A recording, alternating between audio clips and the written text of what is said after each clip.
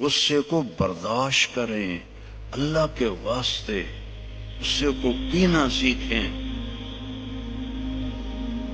اپنے لہو کے گھونٹ پی، زخم پہ زخم کھا کے جی، آہ نہ کر لبوں کو سی، عشق ہے دل لگی نہیں، سینے پہ تیر کھائے جا، آگے قدم بڑھائے جا، یعنی زبان حال سے کہہ دے کہ ہاں ستائے جا۔ اللہ کی قسم چپ رہنے میں جو لذت پاؤ گی نا، پی جا ایام کی تلخی کو بھی ہنس کے ناصر، غم کو سہنے میں بھی قدرت نے مزہ رکھا ہے۔ چپ رہنے میں اتنی عافیت ہے جس کی انتہا کوئی، تھوڑی دیر کے لیے برداشت کر لو، تھوڑی دیر کے لیے، بیٹے کی، بیٹی کی، بیوی کی، خامند کی، بھائی کی، برداشت کرو، اس کے بعد وہ خود شرمندہ ہو کے آئیں گے۔ آپ کے اندر سکون پیدا ہو جائے گا، سکون۔ جیسے درد کا، میں سر درد کا مریض ہوں، 6 سال سے درد کو لیے پھرتا ہوں، پھرتے ہیں کب سے در بدر میں اور میرا سر درد، لیکن میں نے کہا جب یہ درد مجھے نہیں چھوڑتا تو میں کام کیوں چھوڑوں، پتہ نہیں کب موت آ جائے۔ تو وہ جب وہ ٹیکا مجھے لگاتے ہیں تو میں کہتا ہوں اے، اور اس کی جو وہ دوا ہے نا وہ اندر جا کے بہت درد کرتی ہے، لیکن تھوڑی دیر بعد جب میرا سر کا درد چلا جاتا ہے، یہی میں آپ کو ٹاسک دے رہا ہوں، چپ رہنا سے۔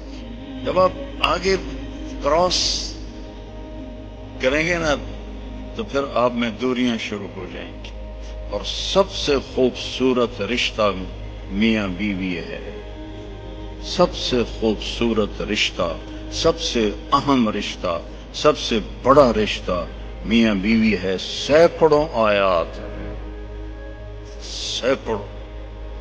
کچھ والدین کی بھی سنو، میرے نبی نے فرمایا کاش میری ماں زندہ ہوتی، جن کی ماں، میں تو دونوں سے محروم ہو چکا ہوں، جن کی زندہ ہیں اس کو پلے باندھو۔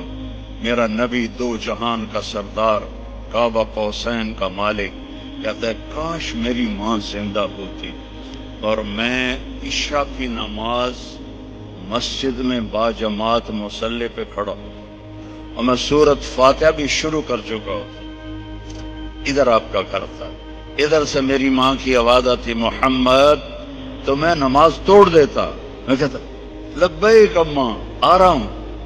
فرض نماز، نفل نہیں، فرض نماز میں توڑ دیتا۔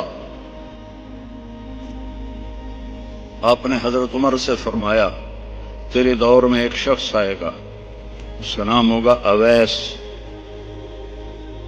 اس کا قبیلہ ہوگا عامر، اس کی شاخ ہوگی کرن، جب وہ آئے تو تو اور علی اس سے دعا کروانا۔ کہنے کہ یا رسول اللہ وہ کیا کرتا ہے وہ جو ہم دعا کروائیں؟ تو اس نے ماں کی ایسی خدمت کی ہے کہ اللہ اس سے راضی ہو گیا ہے، اور وہ جس چیز کے لیے ہاتھ اٹھاتا ہے اللہ پورا کر دیتا ہے۔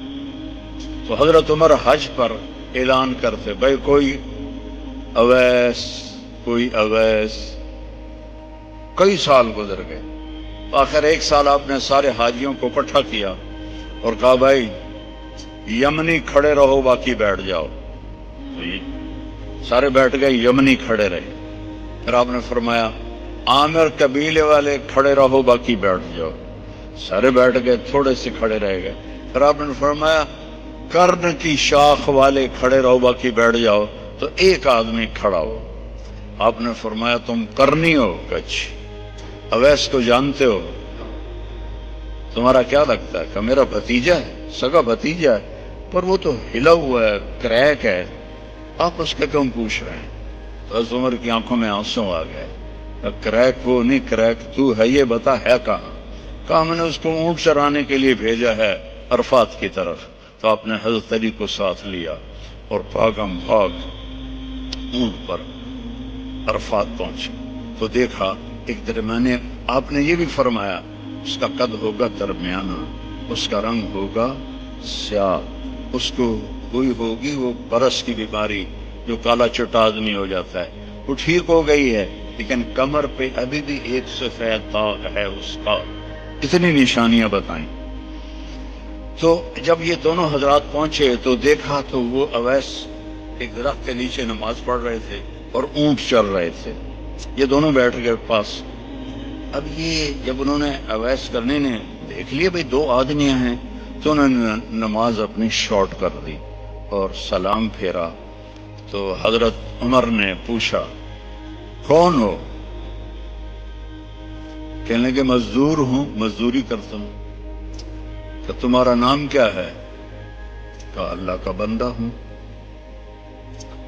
آپ نے فرمایا بھائی جو نام تیری ماں نے رکھا ہے وہ کیا ہے؟ اب وہ تو پہلی دفعہ حج پہ آئے تھے، نہ عمر کو جانتے نہ علی کو. وہ کہنے کہ بھائی تم کون ہو میری تفتیش کرنے والے؟ تو حضرت علی بولے یہ امیر المومنین عمر ہیں، میں علی ہوں. پھر وہ کانپنے لگے. حضور مجھ سے گستاخی ہو گئی، میں نے پہلے آپ کو کبھی دیکھا نہیں، مجھے معاف کرو. حضرت عمر نے فرمایا ہاتھ اٹھا. کہنے کہ میں آپ کے لیے، آپ میرے لیے ہاتھ اٹھائیں؟ کہ نہیں، ہمیں ہمارے نبی نے فرمایا تھا کہ اویس آئے گا، وہ جب ہاتھ اٹھاتا ہے تو کبھی خالی نہیں آتے کہ اس نے ماں کی خدمت کر کے وہ مقام پایا ہے. نہ جہاد سے، نہ روزوں سے، نہ حج سے، نہ زکوٰۃ سے، نہ نفلوں سے، نہ ذکر سے، نہ تلاوت سے، نہ سخاوت سے، ماں کی خدمت سے.